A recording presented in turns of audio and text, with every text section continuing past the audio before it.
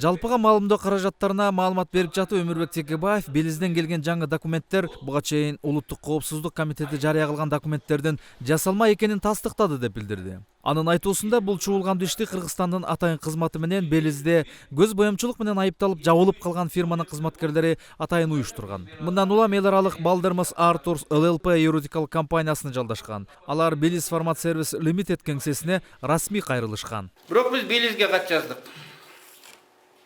Белизден адвокат конторасы менен сүйлөшүп,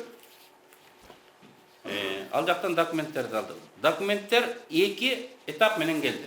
Биринчи этабы ачык доступ деп коет экен. Интернетте турган документтердин оригиналдарын жыйнап, жергиликтүү мыйзамдын призмасы менен карап, юристтер заключение жөнөтүштү. Муну сиздерге тааныштыргам. Аны сиздер барыңыздар билесиздер. Тастыкталган. Экинчиси, буга көп убакыт кетти, ачык доступта болбогон, архивтерде жаткан документтерди биздин атыбыздан адвокаттар запрос берип, суроо талап берип жыйнап алды. Биздин коргонуу логикабыз төмөндөгүдөй болду. Эгер Текебаев, Салянова, Шыкмаматов Саутфилд компаниясынын кайсы бир убакта аукционерлер болгон болсо, биз өзүбүзгө тиешелүү бөлүгүн документтердин алганга Белиздин закону боюнча толук укугубуз бар экен. Белиз мамлекетинин мыйзамдары жана эрежелери боюнча эгер тараптар кат жолдоо менен тигил же бул маселелер боюнча кайрылса, алар жооп берүүгө акылуу. Расмий Белиз УКМК тараткан документтердин табышмактуу таржымалындагы жагдайларга байланыштуу ата мекен фракциясынын 3 депутатына окуяга эч кандай катыштыгы жок экенин ырастап, кат түрүндө жооп беришкен. Уважаемая госпожа, признана адвокатка, в ответ на наше письмо от 15 числа прошлого месяца сообщаю следующее. Как вам известно, этический кодекс практикующих специалистов в области международных услуг не позволяет нам разглашать подробности о бенефициарных фактических владельцах компании. Также в этой компании есть особая отметка. В ее документах имеется инструкция о предоставлении информации только в том случае, если инструкция исходит от владельца компании. К сожалению, господин Өмүрбек Текебаев, госпожа Аида Салянова и господин Алмамбет Шыкмаматов не соответствуют этим условиям. И мы не можем ответить на ваше письмо. 2010 жылдагы инкылаптан кийин компаниянын 49% акциясы мамлекетке алынганы белгилүү. Калган 51% акциясын сатуу максатында аракеттер көрүлгөнү менен сата алышкан эмес. Анткени 2014 жылы жогорку соттун чечими менен 51% акция мамлекетке алынган. Бирок Мегакомдун калган акцияларын сатуу аракеттери азыр да көрүлүп жатканын, буга президент өзү да түз киришип жатканын фракция лидери Өмүрбек Текебаев белгилеп өттү. 2 жылдан бери Атамбаев сат деп шаштырат. Мына мурунку мамлекеттик мүлк фондунун жетекчиси Мамеджановду сата албадың деп жумушунан алып койду. Азыр дагы сат деп атат. Ошол эле кезде Мегакомдун айланасында жаңжал кылып атат. Ушундай жаңжал болуп аткан мамлекеттик ишкананын акциясын бирөө алабы? Кардар качат. Мамеджанов кантип сатып алат эле, берде президент парламент бири-бирин айыптап, мунун айланасында жаңжал болуп атса. Демек, балким бул жаңжал чыгарган Сегизбаев, Атамбаевдин ниети башкадыр.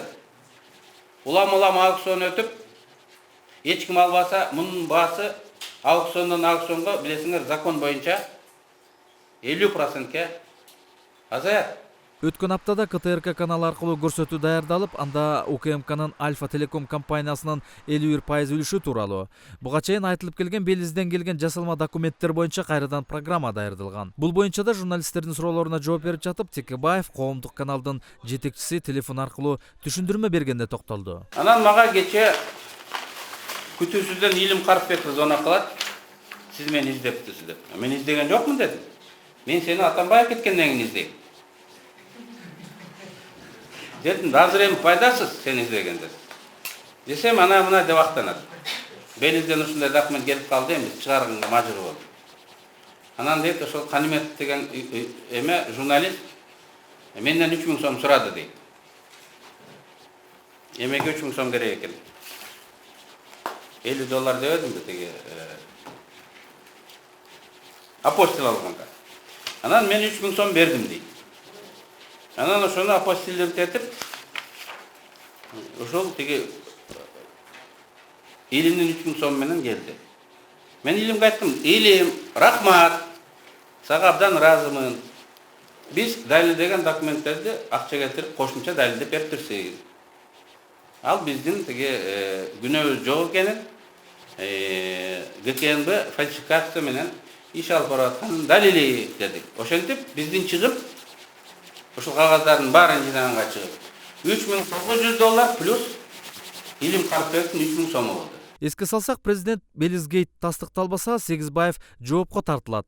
Аны өзү да билет деп айтканы бар. Мамлекет башчы кылмыш ишин козгоо тууралуу эмес, түшкөн маалыматтарды текшерүү жөнүндө тапшырма бергенин. Эгер тастыкталбаса, улуттук коопсуздук мамлекеттик кызматынын жетекчиси жумуштан кетерин маалымат жыйынында билдирген. Сейчас Секибаева обвиняют в Белизгейте, и общественность Кыргызстана видела кадры, на которых нынешний глава спецслужб Абдиль Сегизбаев передает вам документы по Белизу.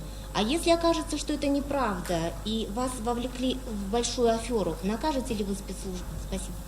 Ну, и Сегизбаев это прекрасно знает. Если это окажется неправда, я поэтому и поручил проверить. Я же не поручил, чтобы дело возбудили и так далее. Я поручил Генеральной прокуратуре все это перепроверить. И соответствующие письма в этой организации направлены. Конечно, если это документы фальшивые, и если председатель ГКНБ принес ко мне такие документы, он, конечно же, за это ответит и своим креслом, и я думаю, будет ему довольно плохо.